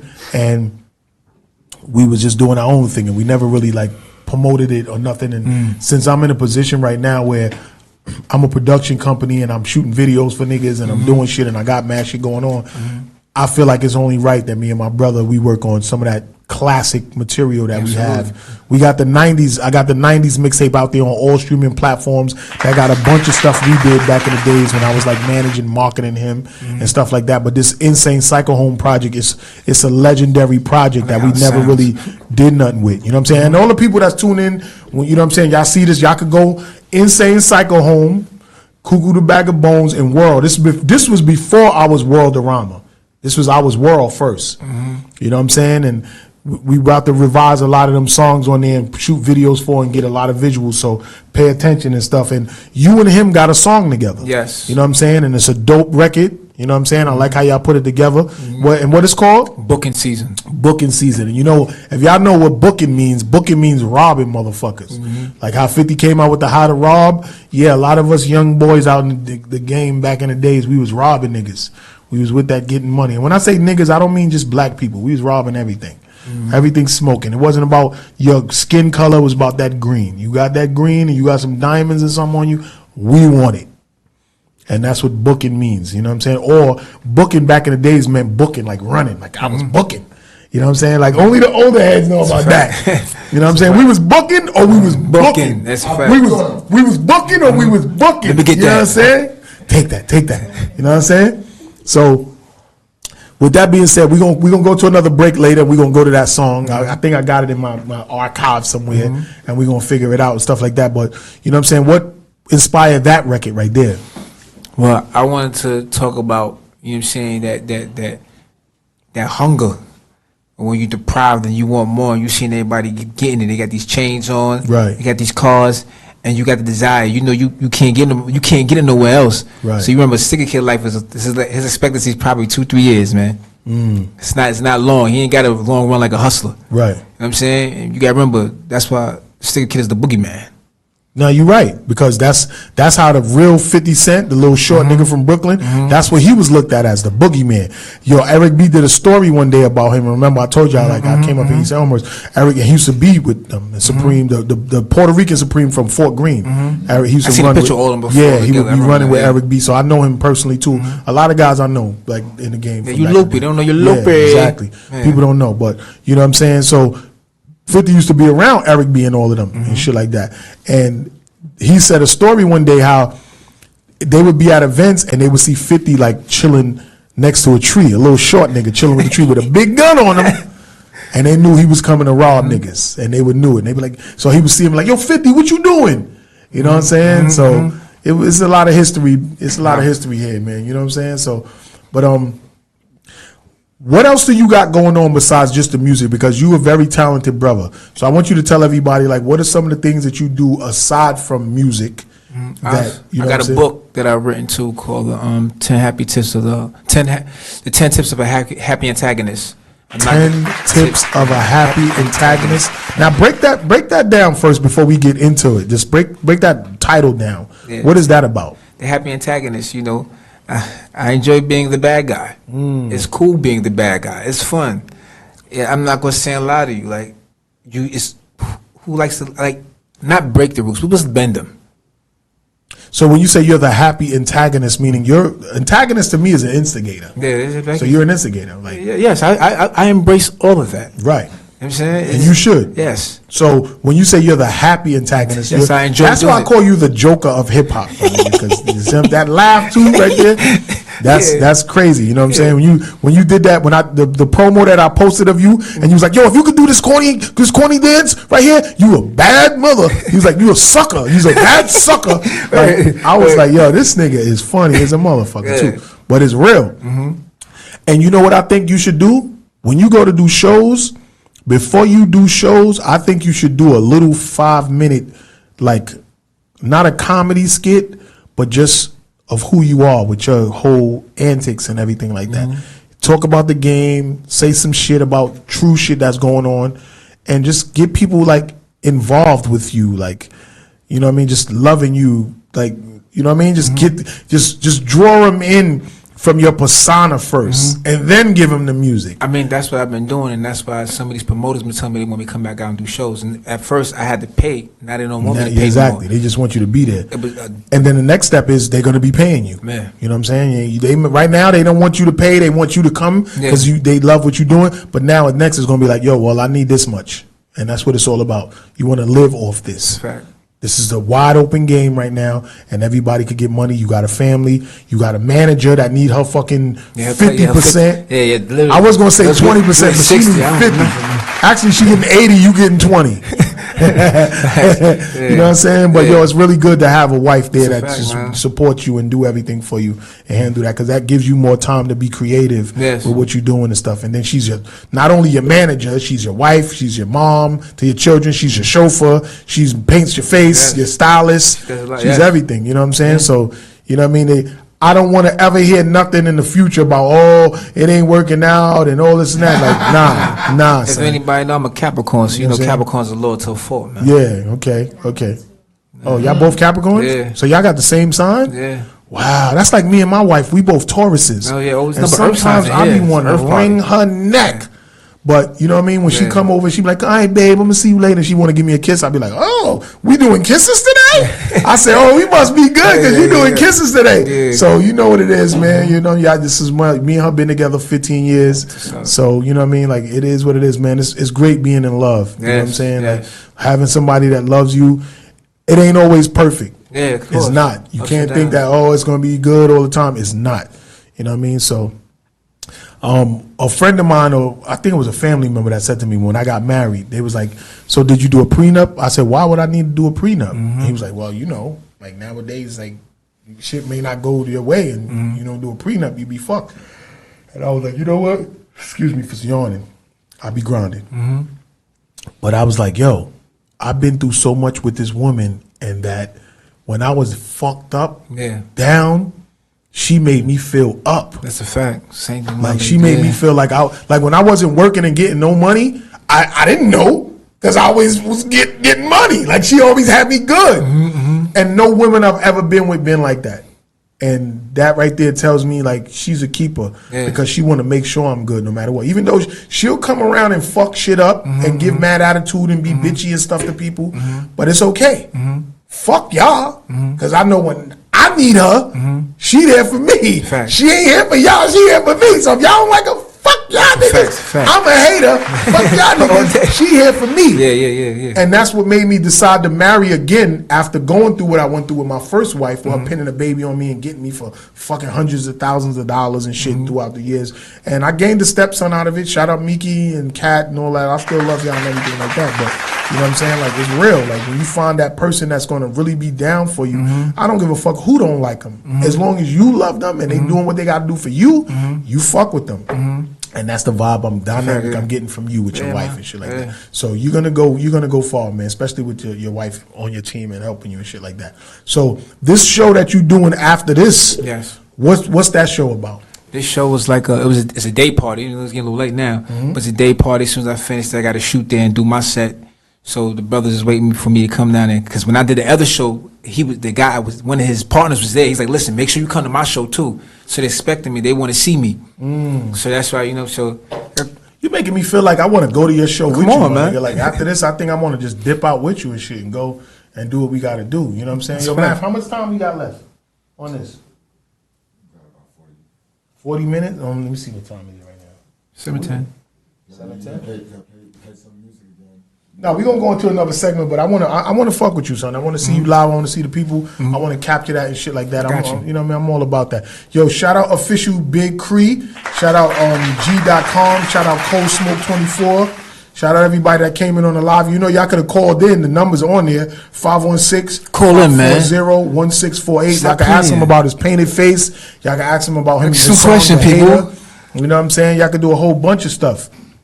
So, you was born and raised in Queens. Yes. You did 16 joints. Yes. You got your GED, associates, and bachelor's in there. You have a childhood sweetheart that's now your wife. Yes. You have 2 children. Yes. One of them is here with you today. Yeah. Another one was singing my song and you was hating on her singing my song. You know what I'm saying? You got the new video out right now. Yes, I'm a hater. Yes. Who's the guy who shot the video? BU. BU, was he the same guy that edited it? No, it was what's his name? Vernon? Was it Vernon baby up there? Vernon V? I just call him V. V edited, yeah. V from Camden, Jersey. Shout out to y'all guys out there that edited and shot the video. The video's dope. I'm in it. You know what I'm saying? I got a little part in it when we next to the Queens Get the Money, the Sphere in Flushing Meadow Park. If y'all ain't know, that Sphere is famous. It was in Men in Black, Iron Man. It was in everything. We Queens niggas. We So, I'm at this in the video. I'm one of the guys trying to do the corny hater dance. You know what I'm saying? Because my guy called me and said, come out, and I came out. Made sure I did. You know what I mean? Because man, you don't find a lot of stand-up guys in this world. Man. Yeah, it's not. You know what I'm saying? It's not. But I'm here. You know what I'm saying? And we got so much shit to do and so much ways to win. And I see you being a next big artist. I see you being the next big artist, my nigga, because what you doing, the music sounds good, but it ain't really all about talent nowadays, because it's all about numbers. But it's also all about your whole spiel and everything that you're doing right now. Like, that shit is real. And you being the character that you are, you can talk about a lot of shit in the game, and niggas can't give you no flack about it because you're a hater. Yeah. And you the joker of hip hop, where you could talk about shit that's going on. Like, I think you should do a little vlog real quick. Everything that goes on in the game, you should say a little 5 to 15 minute vlog about what's going on in your way, on your hater shit. Like, I could say what the fuck I want. I'm a hater. I'm gonna tell y'all niggas, like, no, that's not good. He shouldn't be doing that. This is a sucker shit. This and that. Tekashi 69, whatever you want to talk about, I think you should do that. Build up your YouTube channel. Exactly what I'm working on. You know what I'm saying? So that's what you should do. Just go live, have your wife and your, set up a little camera, and every time some new shit pull up on Google about an artist, you need to give your opinion on it. It's like a own little vlog shorts, because you know on YouTube they be like shorts. Some people's shorts be getting like fucking mad views because niggas just be wanting to pay attention to something short. You should do that, man. And use no holds barred for you. Nobody can see your face. Like, fuck them. Facts. You know what I'm saying? Like, say what you feel, and I think that's good. You can go viral on one of them shits, or your views could be up so much on your YouTube channel that now they start sending you checks off YouTube. There's some people that's making $55,000 a month off of YouTube views. You could do it. This is the time to really be like that and make money. Like, this is the time you either going to invest money in yourself really hard, or you're going to generate something that's going to viralization you to where you can make money off this shit. and you can just invest it back and you always be good. You know what I mean? And you got a family and you want to eat off this shit. And I notice a lot of niggas that come home from doing a lot of years and they going hard, they make it big. Like Mano, a couple of guys came home. Spobby Smurder and all these niggas came home from jail and them niggas just went. Wallow. A lot of niggas went to jail and came home and they did really well for themselves and shit now. And I see you're another guy because ain't nobody else doing that besides that guy you said. What's his name? Yeah, Velcro. But Velcro is he's a total. He's like a rock. He's rap. Yeah, he's doing like what Kid Rock does. Okay. Not knocking. He's doing it. We represent Jersey, but I represent New York. Yeah, you Queens all day. But yo, I just want to let y'all know I'm gonna be at a couple of shows. I can't really see them all because my phone is the one that got it live, but we're gonna be at the A3C and the Queens Atlanta joint. I'm opening up for Onyx on September 29th, and we're gonna be in Atlanta. It's Positive K, Onyx, and damn, I forgot the guy's name who sings keep rising to the top. You know you got Lonnie something, I think his name is. I'm gonna be there for AC2 too. Oh, you gonna be in Atlanta? We definitely can. S Street Media's in Atlanta, baby. The fuck, yo, we gonna be so deep out there. Like, yo, don't fuck around. Don't fuck around. You know what I'm saying? Don't fuck around. But yo, yes, we're gonna be doing that in Atlanta the 29th. Shout out to the Rockaway Twins that put that together. Shout out to DJ Wishbone. Shout out to everybody that's doing their thing. You know what I'm saying? That's a total separate event from A3C and Queens Day Atlanta. You know what I'm saying? They doing their own thing. That, you know what I'm saying? That's my guy Mike. But yeah, I'll be out there. I'm doing a whole bunch of shit. And it's a whole bunch of stuff that I really don't want to talk about just yet on the show because I just wanted to hit and let everybody know. But this Go Baby record is about to be the biggest. I'm going for number one because there hasn't been a number one hip hop record on the charts for a while because I think the people are kind of tired of hearing this trap shit all day. And I don't know why, because it's drill and trap is the wave right now. But I don't understand how hip hop is the number one music genre and there's not been no number one hip hop records in the game in so long. So I'm shooting for Go Baby to do that. Let me a hand clap on that shit. You know what I'm saying? We doing that. And we're going to see, yo, you never know.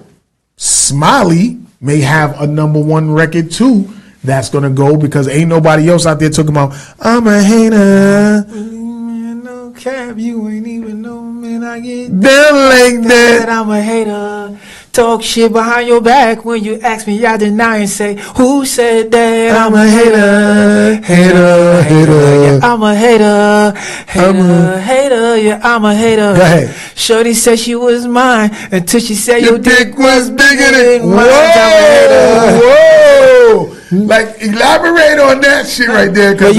Bro, you know when you a fat kid, last time you whip out that little Vienna sausage and ain't doing nothing. You know what I'm saying? I'm about 200 pounds at like 230 pounds at like what 12, 13 years. Little Wiener wasn't doing it. Yeah. So I knocked that weight off. You know, things started stretching out a little more. Oh, okay. Yeah, So basically you saying to all of the big kids, y'all want y'all little baby to get a little bit bigger. Knock that weight off, man. Trim that belly down, trim that weight down. Yeah, man. It's And serious, it should be good, like, huh? But I guess you only feel like that until a woman tell you something about your dick. 'Cause I remember when I was younger and stuff like that. I was popular since I was young, and when I was in elementary school, 127, you know what I'm saying, where they shot "Ain't Gonna Hurt Nobody," all the Kid and Play shit. I went to that school, right? So I had a girlfriend. Shout out Melissa Moore. You could possibly see this post or whatever like that. I was a very popular little kid. I used to beat up the bullies and protect other kids that was getting bullied by bullies. They used to pay me $5 a week. You know what I mean? Like I was a goon since I was a little kid, by the way. And Melissa Moore was my girlfriend. She was a light-skinned girl. Everybody wanted my girlfriend. I don't know why. Like what? I was a little kid in fucking 4th and 5th grade. Everybody wanted my girlfriend though, man. I don't understand it. And I had to beat some dudes up over trying to play with her and shit. I'm like, yeah, nigga, don't play with me. Like, and you know, in a certain age, I think it was like the end of the year, we had to sit down and have a big talk because she found out that she was adopted. So her moms, who she thought was her moms, wasn't her moms. So we had a little talk about this when I was a little young toddler. And I was like, you know what, babe, it's all right. It's okay. I don't think I said babe, but I was like, you know what, it's all right.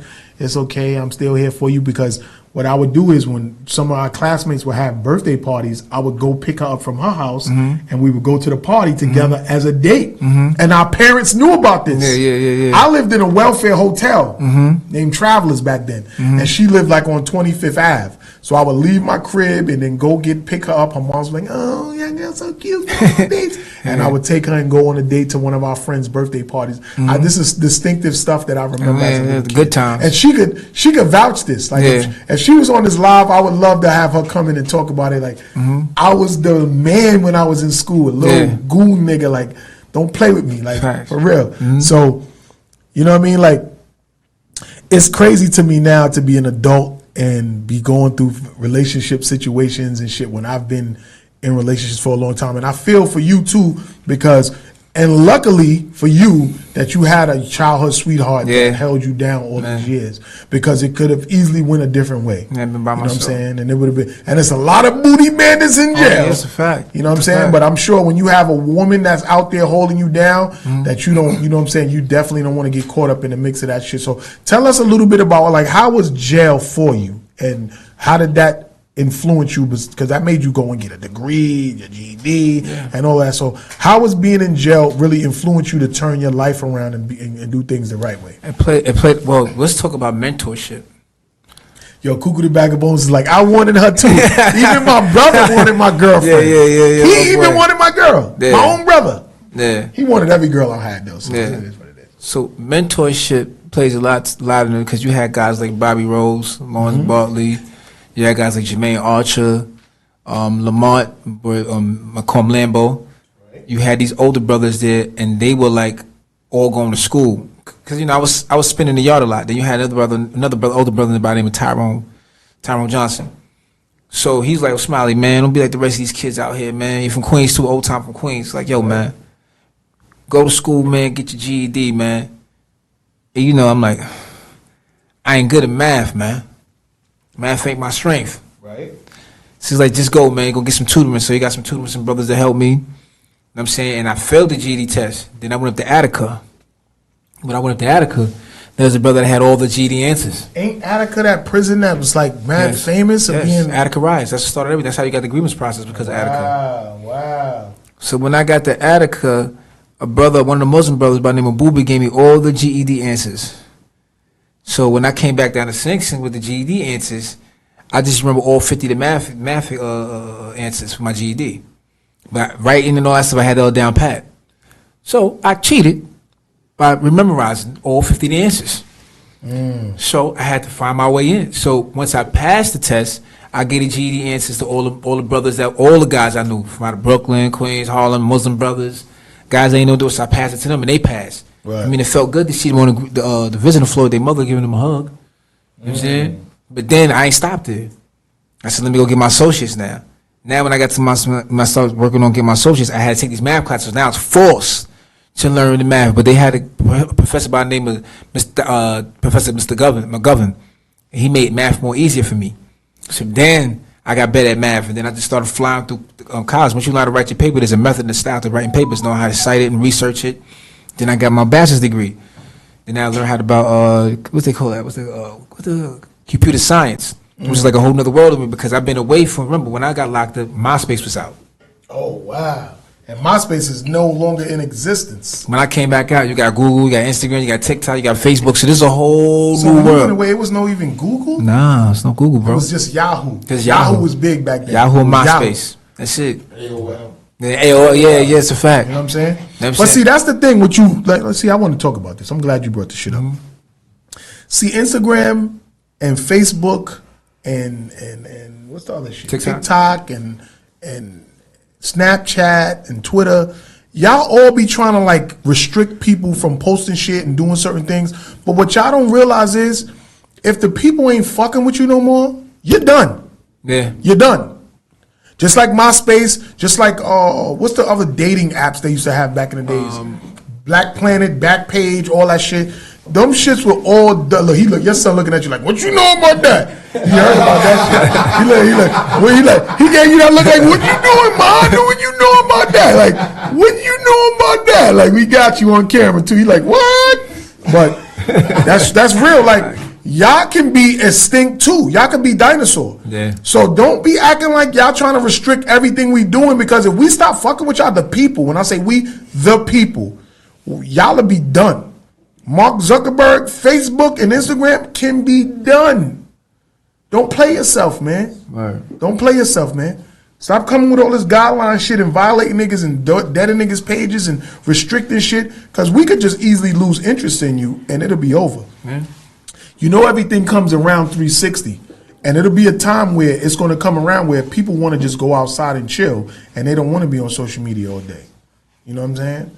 We can easily just be interested in playing games on social media and not being on y'all social media, giving y'all all of this traffic to where y'all could charge money for ads. Because if we ain't on your shit doing ads, it don't matter. Yeah. And I'm on Instagram Live right now and I'm saying this. Yeah.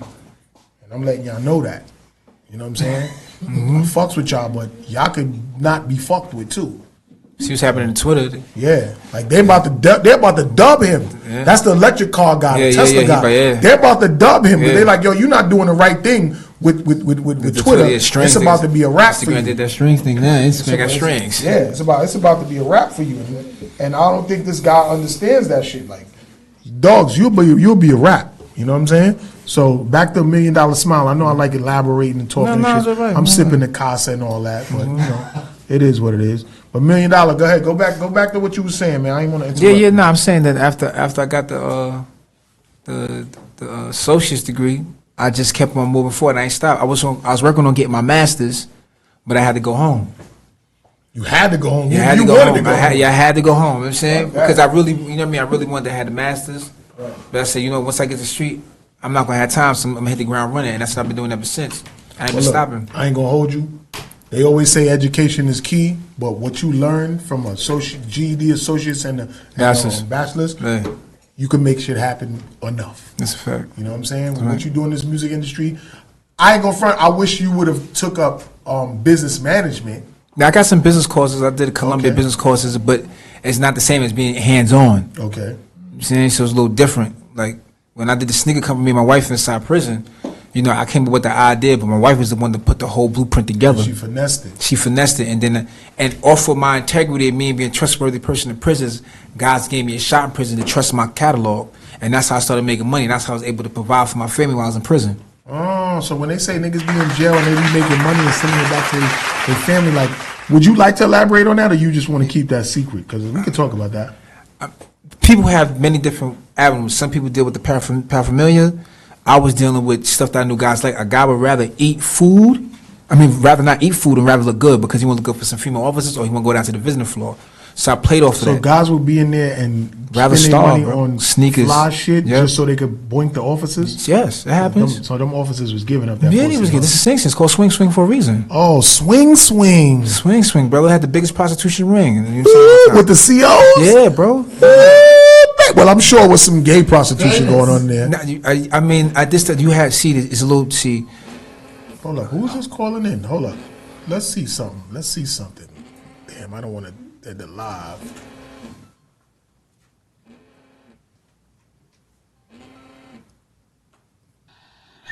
Yo. Hey, yo, Miki, I'm live right now. You got to come on YouTube. Come on Instagram. I got you. Come on my Instagram. All right. Yeah. I ain't, you know what I'm saying? He calling me from WhatsApp and shit. This is my stepson right here. Okay, I got you. So go ahead, finish what you were saying. So, About people buying the sing. Oh, you buy clothes, yeah. So the swing. So you know, you have to remember that everybody in Sing Sing has their own particular type of hustle. Some guys hustle food. This is how I want to meet in China Mac while in Sing Sing. Correction. The Chinese guy. Yeah. Okay. So China Mac had the restaurant going on. He had every type of thing. He had guys selling stuff on the gallery. At this time, China Mac heard I make music and brought me down to the school building. So you know China Mac personally? Yeah, I know China Mac personally. Yeah, it's a fact. Okay. You know what I'm saying? So while I was in prison too, I also bumped into Ro. Ro was Jim Jones' man. This is how I was able to talk to Jim Jones out of prison. I was networking while I was Oh, in so prison. that's why you was like Tekashi 69 got Roll locked up. Yeah. What's his street name though? That's his street name. His street name is Ro. Ro, but nah, he was called something else, right? Now I don't know his government name. I only know about his nickname. Oh, okay. You know what I'm saying? Okay. You know what I'm saying? So then, while I was in there, and then I ran into a brother named by Ramadan Mateen. Ramadan Mateen is Troy Ave, man. And this Troy, and this is how I was able to contact Troy Ave while I was in prison, chopping up with Troy Ave. Right. So I was always networking. Then while I was in there, I met into another brother, a Crip brother by the name of Rico, and Rico plugged me in with Butter, and Butter is Wink Loke brother. So while I was in prison, I was always networking, trying to find my way in the industry. So I'm writing hooks, saying hooks over the phone, and then I was locked up. I also bumped into Stevie J's brother. His name is Face. Face got into a situation with some homies in there, you know what I'm saying, because Face is banging too. They wound up hurting Face, so I had to put some work in. This is how me and Stevie J got cool. So I told the Muslim brothers to chill, I'm going to go take care of this myself. Right. So that's how me and Stevie J got cool. Stevie J was sending my wife some bread and all that, so shout out to Stevie J. Oh, okay, that's what's up. Y'all see shit you ain't know. See shit y'all don't know. Did you tell this to anything about anybody else's interview? You know the person that I don't be seeing like you talking this deep on other people's interview. See, Grindhardtv podcast, we get the exclusive shit, son. This is why I get people on the show, because I know how to ask them questions, and people get, you know what I'm saying, feel compelled to let me know their stories. So go ahead, finish what you were saying. Yeah, and this is how I met Stevie J, and then me and Stevie J got cool with Face, and then this made me introduce me to an older brother by the name of Shannon, and Shannon plugged me into Lord Days, who got Skrilla Gorilla magazine. So then I got a relationship with SG magazine. So all this was done under the pretense of me having a catalog. The catalog gave me an opportunity to be able to deal with people on a business level. Right. So I had an incentive for them. Like, all right, they put my magazine inside. They put my catalog inside their magazines. They was giving me shout outs. I was giving their family members discounts. Right. So one hand watched the other, both hands watched the face. Right. So relationships, to me, what I learned in prison, the most important thing is relationships, and establishing and keeping those relationships, and not burning bridges that you get. Right. So through that situation, I was also able to bump into another brother by the name of S1. S1 was down with the Bang Bang Boogie crew from out the Bronx. His brother is what's his name? Hold on, I remember his brother's name. Give me a second. 40 Cal, the rapper. 40 Cal, I think is Hocus 4/5. Oh, Hocus 4/5 is S1 brother from the Bang Bang Boogie. Hocus 4/5 is that dude from? They from the Bronx. They from the Bronx. That was the dude that what's called a gangster. Got caught up in some real shit. He squat. He gets the chains back. Yes, that's him. That's his brother. French, J Prince. Oh, the brother. yeah. I seen an interview with him. So that's S1. Hocus 4/5. Yeah, so that's S1 brother. Yeah. So man, S1, I was telling S1 about this idea while I was in prison. S1 said, "Smiley, do it. You got something different." Right. You know what I'm saying? So he was like, you got to do that when you get home. So I stuck it out. I stuck to the plan. I didn't deviate from the plan whatsoever. That's why I know I'm going to win. That's why I know I'm going to outdo. I know you're going to win too. You know I'm gonna assist you in any way that I can. Appreciate it. I'm looking for that record though that you and Coop did. You send it to me through an email. We got you right. Send it right now.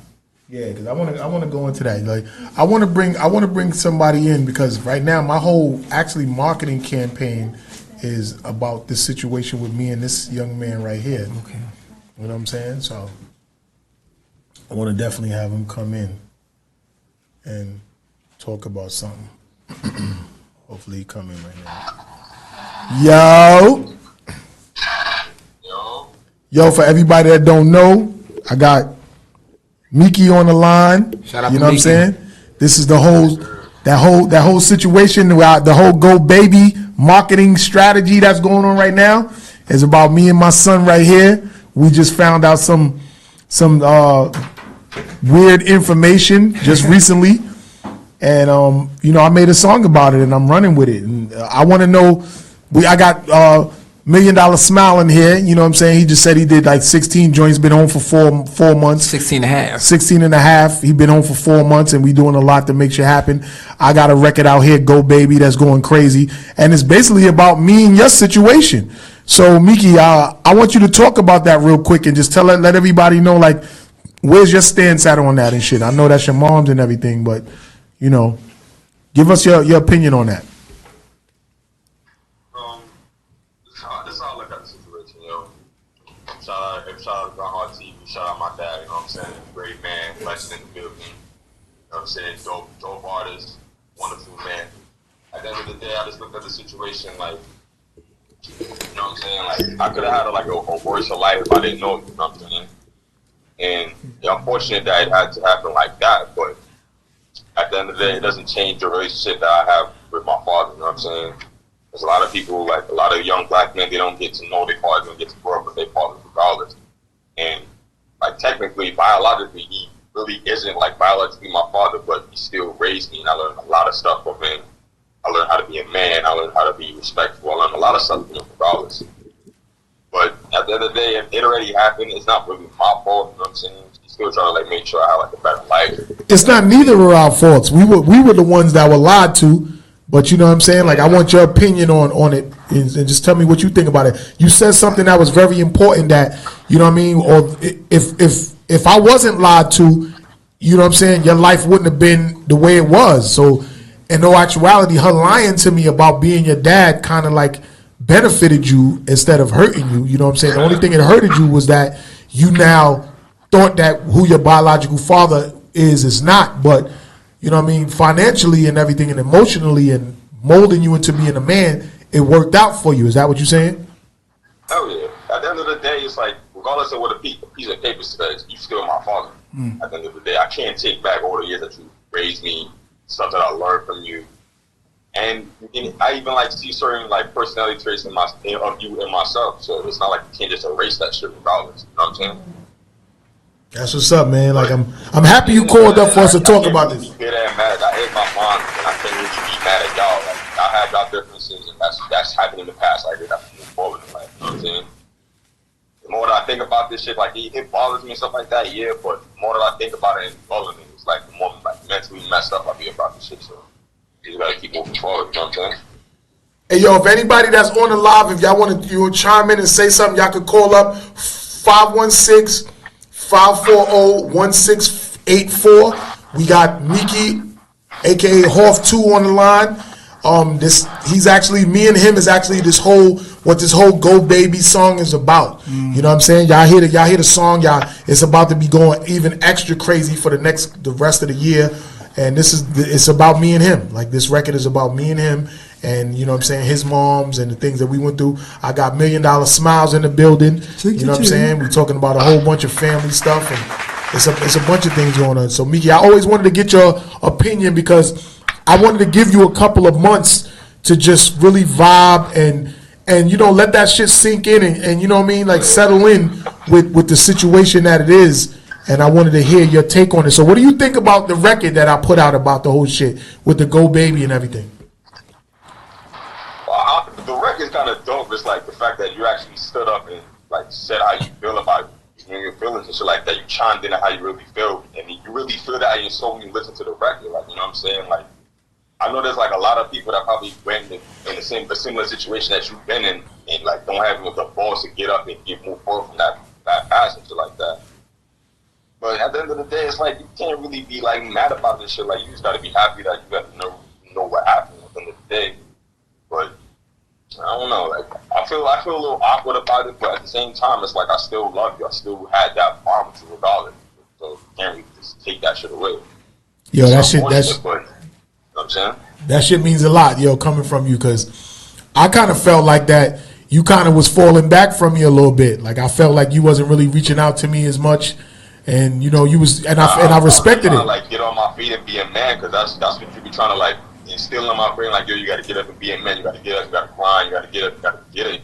So I wasn't just trying to be like, yo, dad, like all the time. I used to be like that in the past and shit like that. But like having this mindset now, like, yo, I got to go and I really got to get up and do this shit. So I'm like, yo, I can't make no excuses about it, and I just got to like just get my shit together and you know what I'm saying, in a better sense. So, yo, do you want? Go ahead. What you were saying? I just want to ask you how you feel about the situation. I expressed everything I needed to say in the record. You know what I'm saying? Like, I still love you and everything. I still stand on my ground when I say, you know what I mean, I raised you to a man. You're now 27 years old, and you out there doing what you need to do for your daughter and your moms, and, you know, you got to provide for them. I don't think I'm in a position right now where I have to send any type of financial backing to provide, because I showed you the way on how you need to provide for your moms and your daughter. And the fact that I'm still kind of like bitter about the situation of the lie that I don't want to financially support any situation that I was lied to about. But, you know, you still Gucci with me. I still fly you up here. Whenever you ready to come up to America for a vacation, you know you Gucci with me. You still my son. You gonna come up here. Even when I come down there and shit, you know, we still Gucci and everything like that. But it's your moms that I'm not really feeling anymore. You know what I'm saying? It's not you. I get that. You know what I mean? I get that. And I love you and everything. You know what I mean? I actually had a conversation with her like last night about this too. Like she was going on in depth and shit like that, but I could see like the hurt that she's been through. At the end of the day, I looked at it like this, right? It was like you were like the better opportunity for her. Like, you know what I'm saying? Regardless of how I would look in front of everybody, you was like the best opportunity to help her out financially. It is kind of like really messed up and shit like that.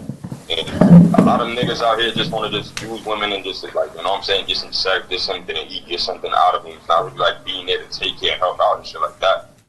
So at the end of the day, the lie, it is kind of like really like mentally torturing. Like you can hear that shit after 27 years, but I just felt like I don't think she had a better choice at the time, you know what I'm saying? Yeah, but I still feel like that when she decided to take you and run to Trinidad, that was her ample opportunity to tell me that, you know what, it's a possibility that he not your kid. Like, cause she told me in a text when she was like, oh, I wasn't sure, I didn't know. That was her time to say, you know what, when she took you and kept you down there, that was her time to say to me what it really was and what she knew, whatever she wasn't sure about. So I think she just milked it. She just milked it for as long as she could milk it because I was the provider and shit like that. Yeah, I feel you. But let me ask you this question. Let me ask you this. Like, how many women like just come out blatantly and just say like, yo, I cheated on you, or yo, I did this, I did some real fucked up shit. Like, how many women just like come up and just admit that without being like petrified about this shit? Real woman would do that. A real woman would do that. Because when she had the balls to take you to another country and keep you there from me, that was the time for her to say what it was and not juice me for the rest. You left there. When she took you down there, you was 5. You're now 27, my guy. So that's 12. That's 12 years, right? 21. That's 21 years that she was milking me to do stuff for you and her when she been knew when she left. That was a possibility that I wasn't your father. So that right there, that's unforgivable. Like I didn't. It's not affecting me to where it's stopping me from moving forward. But me and her can't move forward because that was a lie that she kept to herself all of that time. And I understand that that's your mom's, and you know you always gonna be team moms because we came out of our mothers. So I understand that. You know what I'm saying? But you good with me. She not good with me, bro. She not good with me. The only thing this is just my advice. You don't have to take it, but this is just my a little bit of advice. You know what I'm saying? Like you get like your blessings from forgiveness in yourself. You know what I'm saying? Like regardless of what she did, you just gotta stand on and feel how you feel. And I forgave. You know what I'm saying? Listen, as far as I'm concerned, you're still my son, not biologically, but you're still my son, right? But me and her's done. We don't have nothing to do. You know what I'm saying? So that is what it is, my nigga. And I know you love your moms. I'm trying to play peacemaker. You know I know. Nah, they're saying like I don't want to say nothing bad about your moms, but at the same time, in my eyes, everything is bad about her.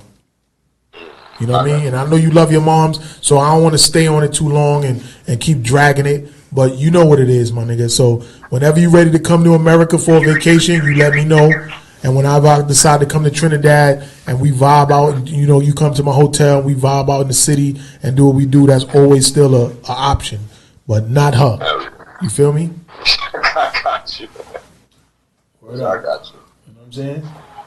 So look, what we're going to do is we're going to go into some music and then we're going to come back with $1 Million Smile. This is Miki, a.k.a. HOTH2. Y'all know what it is.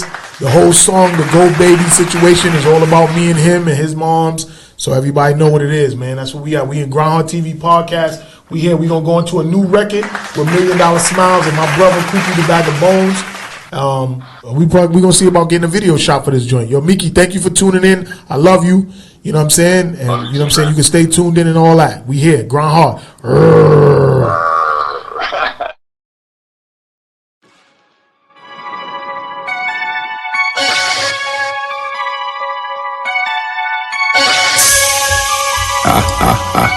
The boogeyman's back, don't be scared.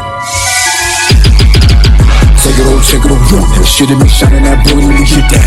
Take it off, you heard it, we trigger it, we on the crowd, man. You see that, we scheming, it's really with the lick, man. It's deadly fucking season.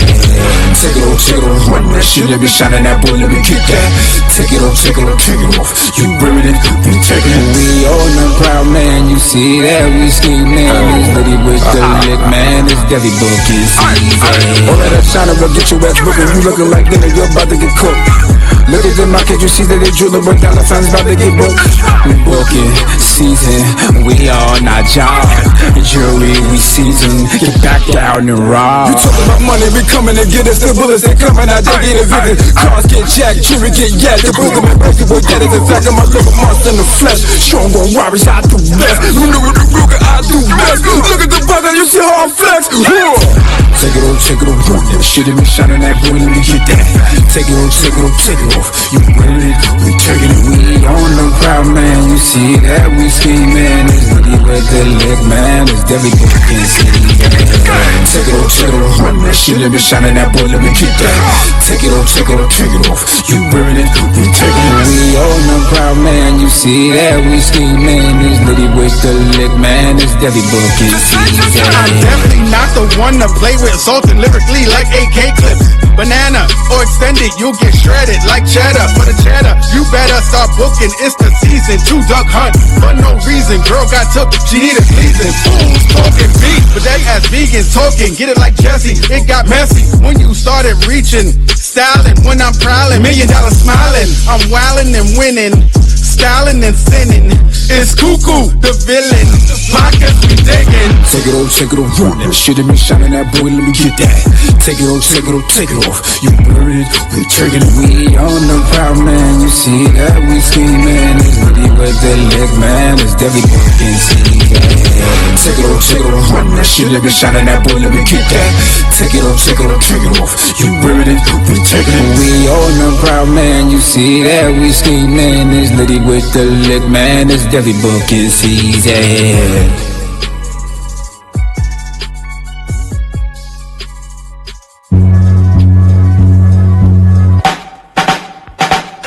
Hey yo, Queens get the money, long time no cash. I'm caught up in the hustle where the guns go blast.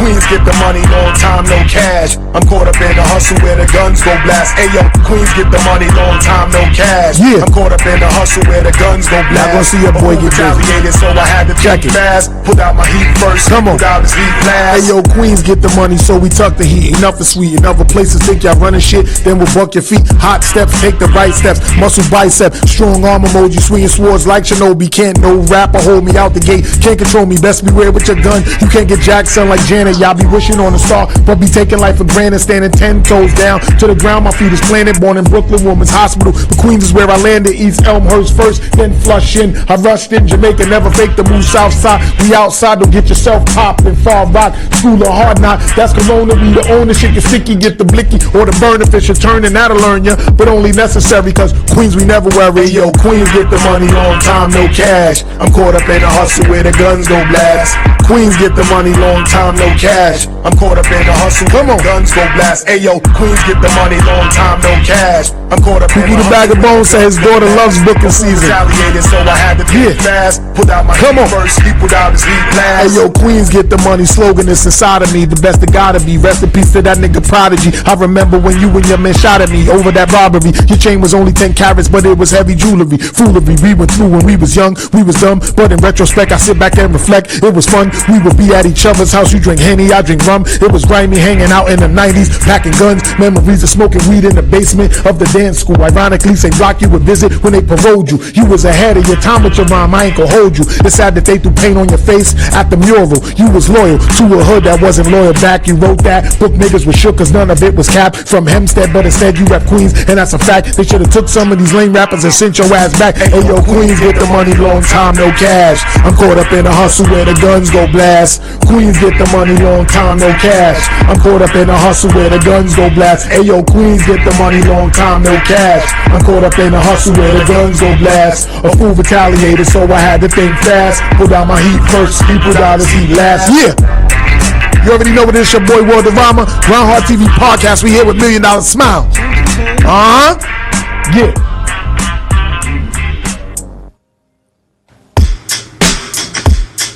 Come on. What's up? Yo, Smiley, what's good? We about to end the show. You know what I'm saying? You got something? You know what I mean? We can do something. We can freestyle. We can do something. We got a new record coming. You know what I mean? Hey, talk to him. Hey. You want me to change it up? You want me to bring everything in? You want me to bring everything in? Let's go. Hey, hey. Such a cold world, such a cold world, where we all don't seem to get along. Hey, hey, cold, cold world, hey, cold world, such a cold world. Yeah. It's a cold world, such a cold world. This world is cold. Where we all don't seem to get along. She know she like it. Bad as hell, I get excited. The world is cold and make a man hard. I swear to God, it make a man hard. Look in his eyes, you see the vision clearer. Staring in the mirror, look at him. He thinking out of box, orthodox, swab on top. Look at the minute, they couldn't stop him. They try to cop him. Too many people couldn't drop him. Bad guy, grew up hard from Southside. You don't wanna play with the boogeyman, you don't wanna die. It's a cold world. Yeah, such a cold world. Maybe all just a little hey, cold world. Such a cold world. Hey, such a cold world. Well, they say that I'm cold, but I'm really ice frosted. You can't fuck with me, y'all niggas is mad coughing. COVID-19, y'all come through, I got 19 shots for you motherfucking niggas to stop. You not, you snot, it blowed out your nose a breeze. Cause you know I come through on your knees, you begging. Cause I come through, y'all niggas wear leggings. Y'all can't fuck with me, they call me Creggin. The Worldarama with the Brian in the middle. Y'all niggas can't fuck with me, y'all niggas is fiddles. Y'all play with your fingers, Twitter. Y'all niggas can't get with her. I come through and I'm bigger, whole figure nigga, want them figures. That mean that money ain't nothing funny. Y'all niggas try to fuck with me, then you'll be dunny. Like that Queensbridge slang, y'all niggas can't hang. Rest in peace to Prodigy, we be doing our thing. It's a Queens, Ayo, QGTM. I come through and spit phlegm. Y'all niggas will get hemmed the fuck up like hens getting cooked and fried like chicken. Y'all niggas can't finger licking or picking. I'm about that chicken getting money, ain't nothing funny. It's a sunny outside. Hold up, it's the summertime. I come through and I rhyme. Y'all niggas get slimy like Ghostbusters, dust you off. Y'all niggas is soft. I cough on the mic and y'all see what I like. Y'all love what I say. I come through and I spray, don't delay. Today is Sunday and we here with $1 Million Smiles. We bought these $1 Million Smiles cause our smiles is worth money. Y'all niggas is thinking shit is funny, but yo, don't fuck with me. Y'all can't deal with us. It's Queens and God we trust. That's on the money. Yo. Such a cold world, such a cold world, where we all need to get along. Hey, cold world, hey, cold world, hey, cold world, such a cold world. It's a cold world, such a cold world, where we all just need to get along. Yo, hey yo, shout out my guy Blue Diaz on the production. This your boy Worldarama. We in the motherfucking building, man. That's a new record we gonna come up. We was just freestyling it, and we was giving y'all a taste. You know what I'm saying? That's a new record with me and $1 Million Smiles. Y'all heard the record with Cuckoo the Bag of Bones and $1 Million Smiles. You know what I'm saying? Y'all had Miki, aka HOTH2 on the live. You know what I'm saying? Like, we got a lot of shit going on out here, man. You know what I mean? Like, shout out my dude Robert. Y'all gonna hear a lot about him soon. He was gonna call up today, but he didn't. But it's okay. We got a lot of shit going on. Shout out Cuckoo the Bag of Bones that's in here. You know what I mean? Shout out everybody that tuned in. Shout out everybody that's supporting me. Shout out everybody that's supporting $1 Million Smiles. Shout out everybody that's supporting the record. Hater, I'm a Hater, and Go Baby, the Boogeyman record. the Cold World record that's dropping. We got mad shit coming, yo. $1 Million Smiles, like let them know like where they can find you at and all that. You can find me at $1 Million Smile _NY. That's MILLIONDOLLA_SMILE_NY. We got the merch out, the Hater clothing and everything too. You can find it on Shopify. You could basically about to drop the book. We'll do a pop out doing the show. Anybody want to work with me now, Smile, you need some help with some hooks or something, like you need some assistance, you know what I'm saying? If that money right, I help you, I assist you. It's all about that money. Cha-ching, cha-ching. Cha-ching, cha-ching, baby. Yo, if I make a record called Queens Get the Money, that means we get the money. No time, it's not cash, baby. It's not about, it was a long time with no cash. So now we want the money. So just know, like if you reach out to us to do something, we charging. Don't worry about it. You know what I'm saying? We could discreetly be, lenient to who we want to be lenient with, because when you bosses, you could do that, but we want our money, man. The shit costs, and that's what it is, man. IRS hit me up every quarter about taxes for my expenses and everything that I earned for each quarter in this hip-hop shit. So just know, like, we charging. So that's what it is. Thank you for $1 Million Smiles for coming up to my show. It was a very deep, in-depth interview. This shit gonna go viral. I know it is, because we said some real serious shit. Shout out Miki for calling in. Shout out Cuckoo the Bag of Bones for staying on the live. Shout out Sade for coming in. You know what I'm saying? Shout out, everybody that tuned in on the live. S Street Media. Shout out your wife, your son, everybody that's in the building. You know what I mean? That's what's up, man. It's all about family, and I appreciate you for coming up here. And it's a lot more coming. Y'all already heard like a little pre-joint of one of the next records that's coming out off the World of Rama projects produced by Blue Diaz. So we got some shit for y'all, man. We gonna be back with more. It's motherfucking Grindhard TV podcast every Sunday. Tune in, whether we on location or in the studio. We gonna be back with more. You already know what it is, Grindhard.